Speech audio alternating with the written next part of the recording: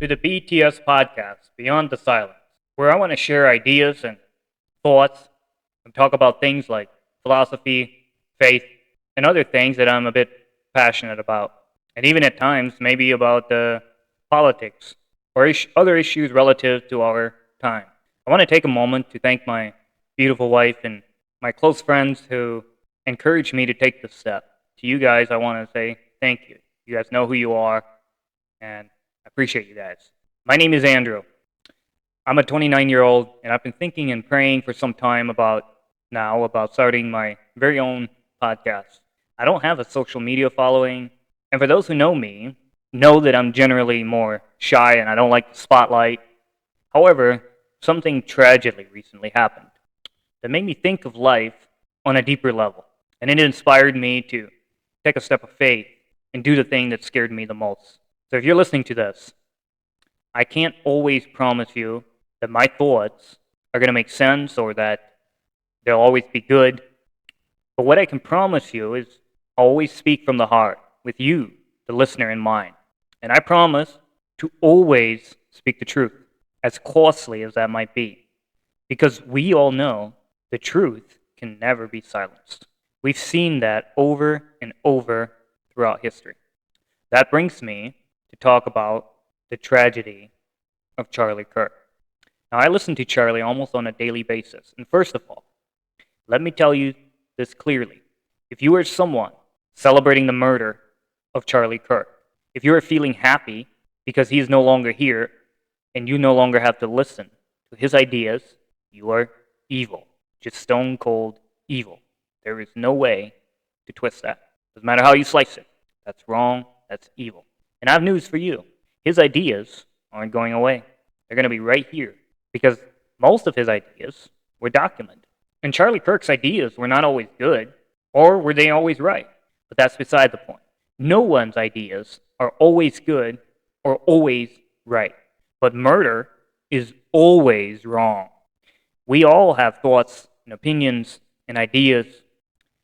And we not only have a responsibility, but we have an obligation to have the courage to express those ideas and to express them in the free marketplace of ideas. That marketplace itself will test those ideas by giving feedback on whether they're right or wrong, good or bad.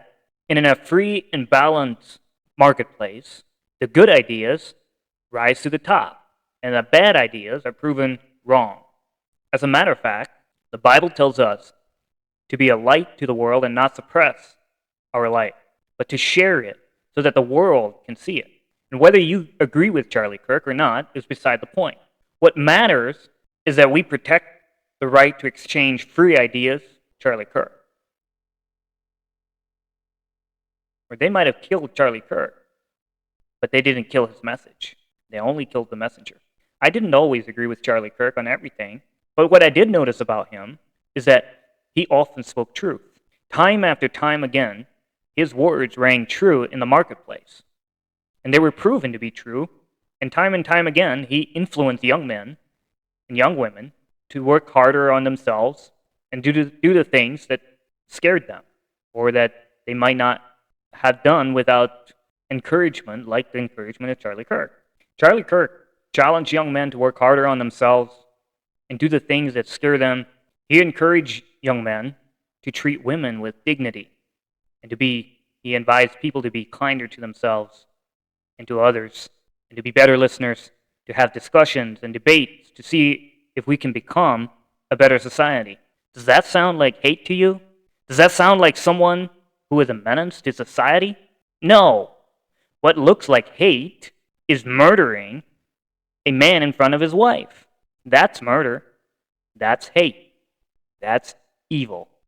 See, you can kill the person to silence them, but you can never silence the truth. Why? Because the truth was before man. See, Jesus said, I am the truth and the light. The truth is eternal, and it can never be silenced. What happens when you try to silence the truth is that it only becomes louder and more powerful. And the truth Charlie spoke wasn't silent. It just changed microphones. It'll now go all over the world. And the truth will now come out of many other people who will rise, who will step up, and speak on the behalf of Charlie Kirk. See, that happened 2,000 years ago when someone was killed because he spoke the truth. His name was Jesus. They too called Jesus a liar. They misquoted him. They celebrated his death. They thought they got rid of him. But oh, how the tables have turned. 2,000 years later, we're still talking about his death. We're still looking to words for guidance. And throughout history, his words have been proven true. Now, I'm not comparing Charlie Kirk to Jesus, so don't even go there. What I'm saying is that the truth will never go away. And if you use a hateful action, like the killer did to Charlie Kirk, to try to silence it, it'll only become louder.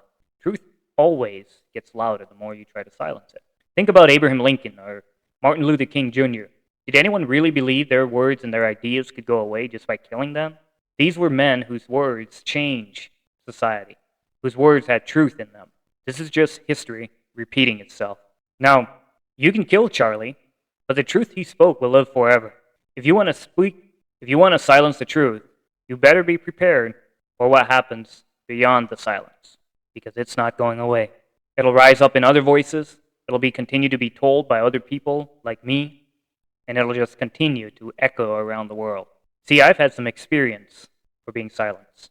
I grew up in an Amish culture, and whenever I had ideas or questions that challenged the belief system, I was told to shut up. I was told how to think. I was told what to do, what to wear, and if it went against the rules of the church, then I was told to shut up. And I was told I would go to hell. When that didn't work, I was told if I didn't conform, I would lose my friends and family and community. And when that didn't work, I was told I'd be shunned. And ultimately, I was shunned and did lose community and friends and family. But was I silenced? No, because I knew better, and I made new friends. It'll never work to silence someone when you don't like their ideas or their words. And it didn't change the truth from being the truth, because truth can't be silenced. God had a purpose and a plan for me.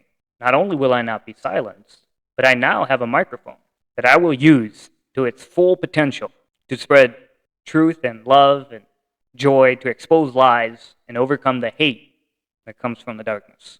Over the next few months, I'll be sharing more of my story, as well as discussing and dissecting and listening to the debates of Charlie Kirk. Together we can see for ourselves if his ideas were evil or if they were hateful.